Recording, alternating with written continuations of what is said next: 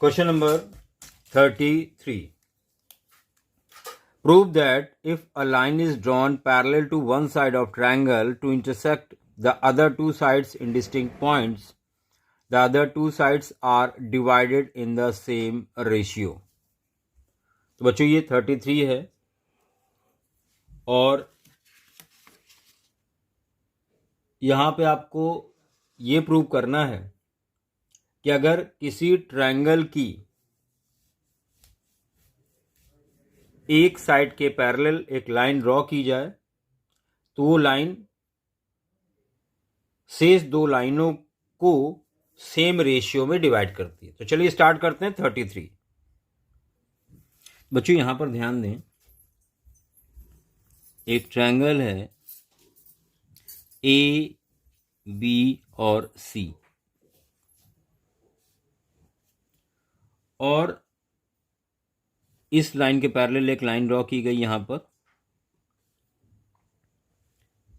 PE. तो सबसे पहले गिवन, आपको गिवन क्या है, ट्रायंगल एबीसी है जहां पर डीई पैरेलल बीसी है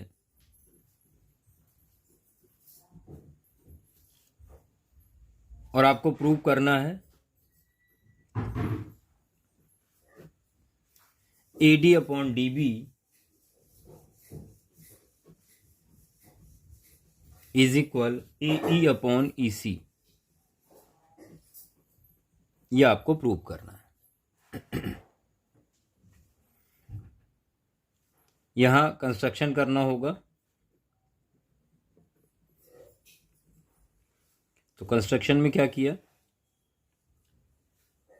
B से E को ज्वाइन कराया, D को C से ज्वाइन कराया और D से परपेंडिकुलर ड्रॉ किया इस लाइन पर और यहां से ड्रॉ किया इस लाइन पर और इन परपेंडिकुलर को नाम दिया DM और EN।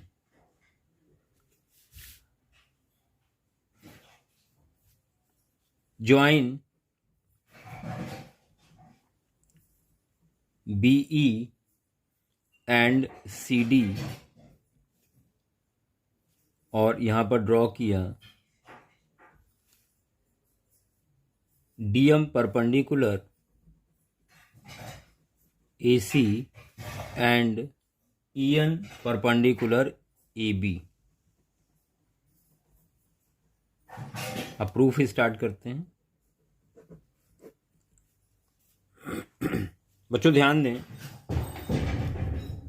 Area of triangle ADE, इस ट्रायंगल का एरिया लिया हमने, एरिया ऑफ ट्रायंगल ADE ये होगा हाफ बेस AD और परपेंडिकुलर EN और इसको मान लिया इक्वेशन 1। इसी तरह से BDE ये वाला ट्रायंगल लिया, area triangle BDE is equal half, यहां बेस DB लेंगे और हाइट यही वाली हाइट यहां पर लेनी होगी क्योंकि जब आप परपेंडिकुलर ड्रॉ करोगे E से BD पर तो आगे बढ़ाने पर ही मीट करेगा। ये इक्वेशन 2 हो गई। देखिए दोनों को डिवाइड कर देंगे, क्यों, क्योंकि हमारा मकसद है AD अपॉन DB बनाना। ये देखिए, तो equation 1 divided by equation 2, equation 2 we get. बच्चों यहां पर क्या मिलने वाला है, area of triangle ADE upon area of triangle BDE is equal half ADEN upon half DBEN। देखिए हाफ और EN कैंसिल हो जाएगा यहाँ पर कुल मिला के आपके पास बचा area of triangle ADE upon area of triangle BDE is equal AD upon DB। ये होगा इक्वेशन नंबर 3। बच्चों इसी तरह से AD ट्रायंगल फिर से लेंगे, एरिया फाइंड करेंगे, आपकी बेस ये लेंगे और CDE का एरिया लेंगे, बेस ये लेंगे, परपेंडिकुलर यही काम करेगा। तो सेम उसी तरह से कर लेते हैं यहाँ पर। तो यहाँ पर आप लिखेंगे area of triangle ADE is equal half AE into DM। Equation 4 हो गई। Area of triangle CDE is equal half base EC और हाइट यही काम करेगी सेम। नंबर 5 दोनों को डिवाइड कर दें उसी तरह से। तो equation 4 divided by equation 5 we get क्या मिलने वाला है बच्चों यहाँ पर? Area of triangle ADE upon area of triangle CDE is equal half AE और DM हाफ EC और DM। देखिए हाफ और DM कैंसिल हो जाएगा और यहाँ पर मिलेगा आपको area of triangle ADE upon area of triangle CDE is equal AE upon EC। Number 6 बच्चों यहाँ पे ध्यान दें, यहाँ आप देख सकते हैं ये वाला ट्रायंगल BDE और ये वाला ट्रायंगल CDE, ये दोनों ही ट्रायंगल दो पैरेलल लाइन के बीच में बने हुए हैं और सेम बेस DE पर बने हुए हैं। अगर दो ट्रायंगल दो पैरेलल लाइन के बीच में बने हैं और उनका बेस सेम है तो उन ट्रायंगल का एरिया हमेशा बराबर होता है। तो इस प्रॉपर्टी का यहाँ पर हम लोग इस्तेमाल करेंगे।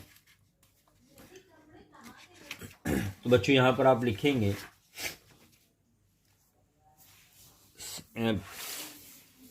Triangle since triangle BDE and triangle CDE are on the same base,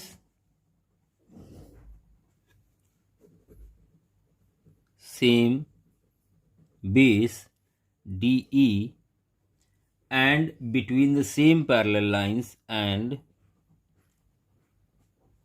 between the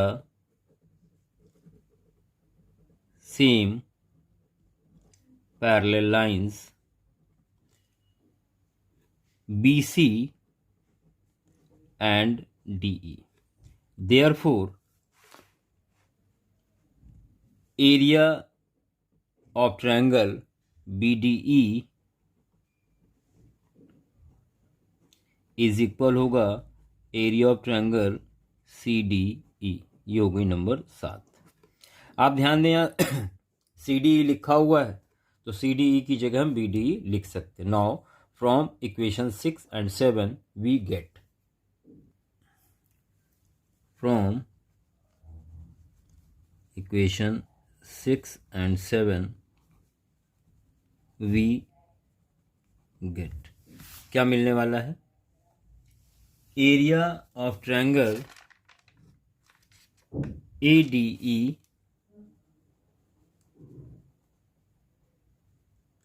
upon area of triangle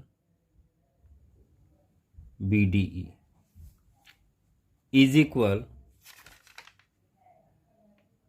AE upon EC। ये हो जाएगा नंबर 8। बच्चों ध्यान दें यहाँ पर आपने लिखा हुआ है area of ADE upon BDE is equal AD upon DB, और यही इक्वेशन नंबर 8 में भी लिखा हुआ है। तो ये राइट हैंड साइड इक्वल हो जाएंगी, तो आप लिखेंगे therefore from equation 3 and 8, therefore from equation 3 and 8 we get, क्या मिलेगा, AD upon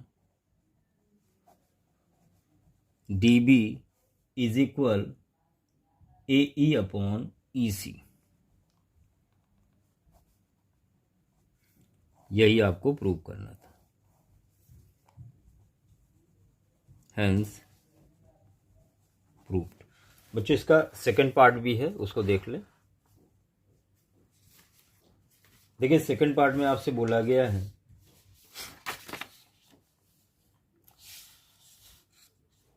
in triangle PQR बना लिया जाए। तो एक ट्रायंगल है PQR, PQR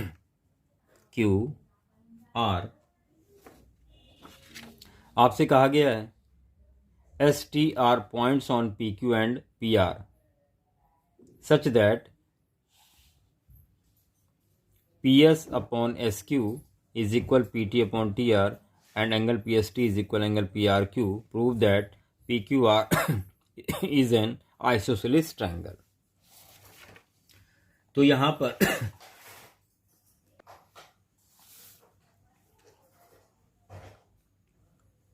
S ले लिया, यहां पर T ले लिया। आपको गिवन है, देखिए यहां पर अभी आपने प्रूव किया है बेसिक प्रोपोर्शनलिटी थ्योरम या थेल्स थ्योरम, इसी के एप्लीकेशन ये है, इसी का यूज करते हुए इस क्वेश्चन को सॉल्व करना है। तो यहां लिखेंगे since PS upon SQ is equal PT upon TR, ये गिवन है, और ये एंगल इसके इक्वल गिवन है। PS अपॉन SQ और PT अपॉन TR, एक काम करते हैं, यहां पर इसको हम लिख सकते हैं SQ upon PS is equal TR upon PT। दोनों साइड 1 ऐड कर दिया, ऑन एडिंग 1 बोथ साइड। जब आप एलसीएम लेंगे तो मिलेगा PS SQ अपॉन PS, और बच्चों यहाँ पर मिलेगा TR plus PT upon PT। PS और SQ हो जाएगा PQ upon PS, TR PT PR upon PT। इसका रेसिप्रोकल कर लें तो PS upon PQ is equal PT upon PR, और एंगल PST इज इक्वल दिया हुआ है PRQ।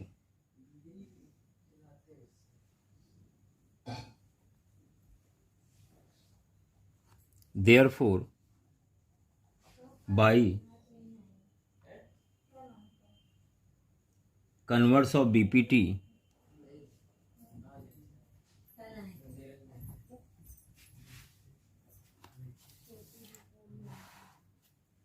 जो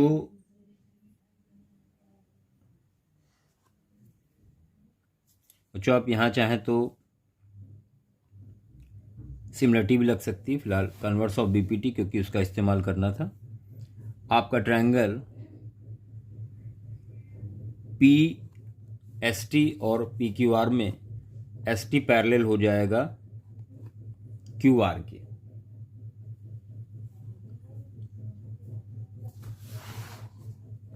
ये लाइंस पैरेलल हो जाएंगे।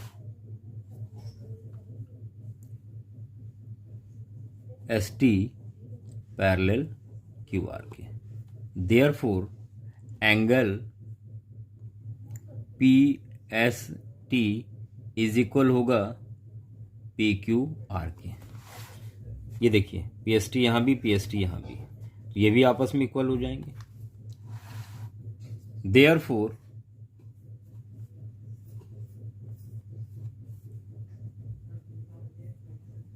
फ्रॉम अबव वी हैव, हम क्या लिख सकते हैं, पी क्यू आर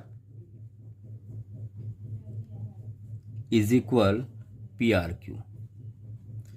और जब ये एंगल इसके इक्वल हमने प्रूव कर दिया, इसका मतलब ये ट्रायंगल हो गया आइसोसेलेस ट्रायंगल, क्योंकि सामने की साइड भी इक्वल होंगी। Therefore triangle P Q R is an isosceles triangle, और यही आपको प्रूव करना था। तो बच्चों बढ़ते हैं अगले क्वेश्चन की तरफ। Question number 34। A medicine capsule is in the shape of cylinder with two hemispheres stuck at each of ends. Length of the entire capsule is 14 mm and diameter of the capsule is 5 mm. Find its surface area। आपको surface area find करना है। बच्चों यहाँ पर इस तरह से shape दी है कैप्सूल की।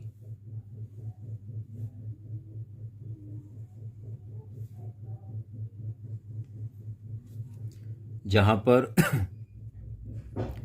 ये डायमीटर आपको 5 दिया हुआ है, ये भी 5 होगा, और ये रेडियस 2.5 हो जाएगी, इधर भी 2.5, इधर भी, और टोटल ये 14 दिया हुआ है। बच्चों यहाँ से यहाँ तक कितना बचेगा, 9, क्योंकि 2.5 इधर कम हो जाएगा, 2.5 इधर कम हो जाएगा। आपको टोटल सरफेस एरिया निकालना है कैप्सूल का, तो लिखेंगे total surface area is equal. आप ध्यान दें यहाँ पर एक हेमिस्फीयर ये है, एक हेमिस्फीयर ये है, और बीच में सिलेंडर है। तो यहाँ लिखेंगे CSA of cylinder plus CSA of hemisphere, और ये 2 है। सिलेंडर के लिए यूज करेंगे 2 पाई RH 2 इंटू, हेमिस्फीयर के लिए यूज करेंगे 2 पाई R स्क्वायर। बच्चों यहाँ पर कॉमन ले लें, थोड़ा आसान हो जाएगा। 2 पाई R common, remain H plus 2R, 2 और पाई की जगह 22/7, रेडियस 2.5 है, ब्रैकेट में हाइट सिलेंडर पोर्शन की जो कि 9 है वो रखेंगे, प्लस 2 इंटू 2.5। बच्चों यहाँ से मिल जाएगा 2, 22/7, 2.5 इंटू, ये देखिए 5 और 9 14 हो जाएगा, तो ये आ जाएगा 7 2 ज़ा 2.5 2 ज़ा 5 2 ज़ा 10 220 220 mm स्क्वायर, ये फाइनल आंसर होगा। बच्चों इसी के साथ हम लोग बढ़ते हैं इसके और वाले पोर्शन की तरफ। A gulab jamun contains sugar syrup up to about 30% of its volume. Find approximately how much syrup would be found in 45 gulab jamuns, each shaped like cylinder with two hemispherical ends with length 5 cm and diameter 2.8 cm. मिलता जुलता है बिल्कुल इसके जैसा। तो चलिए start करते हैं। बच्चों ये शेप बिल्कुल वैसे ही है, मिलती जुलती।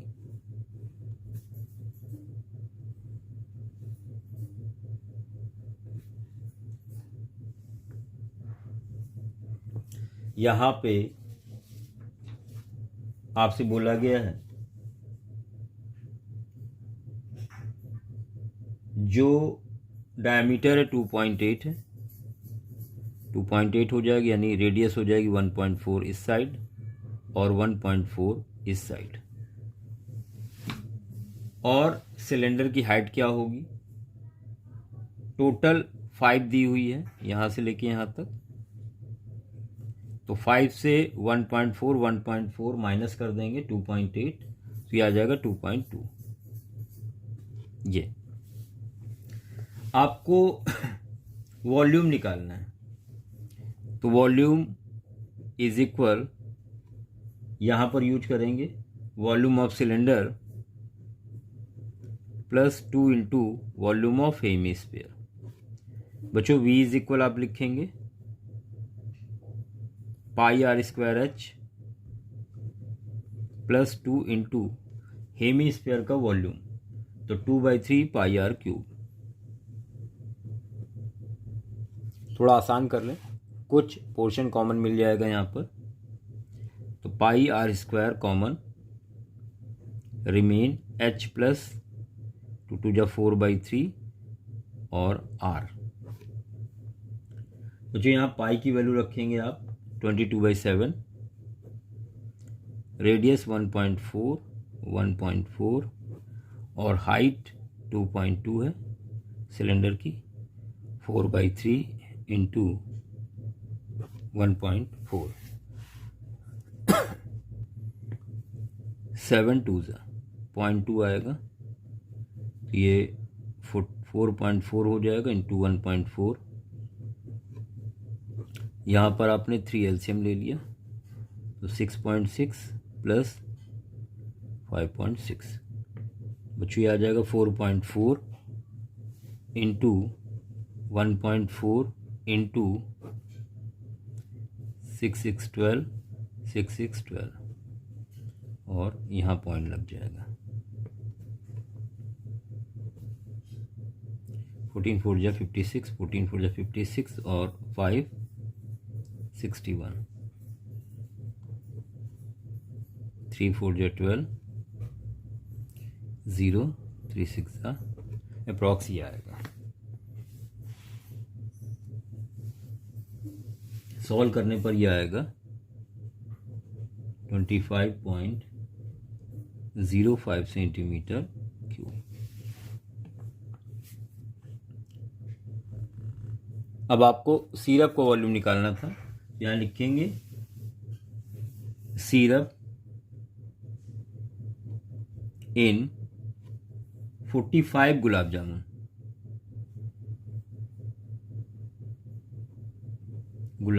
जामुन, इज इक्वल, देखिए 45 इंटू 25.05 और जो सिरप है वो टोटल का 30% है, तो यहाँ पे आप 30% और कर देंगे मल्टीप्लाई में, और सॉल्व करने पर यह आ जाएगा अप्रॉक्स 338 सेंटीमीटर क्यूब। ये फाइनल आंसर आ गया इस क्वेश्चन का, 338 सेंटीमीटर क्यूब सिरप प्रेजेंट होगा 45 गुलाब जामुन में। तो बच्चों क्वेश्चंस को साथ में करें ज़रूर, क्योंकि जब आप नोटबुक पे करेंगे खुद से तब चीज़ें अच्छे से क्लियर होंगी। धन्यवाद।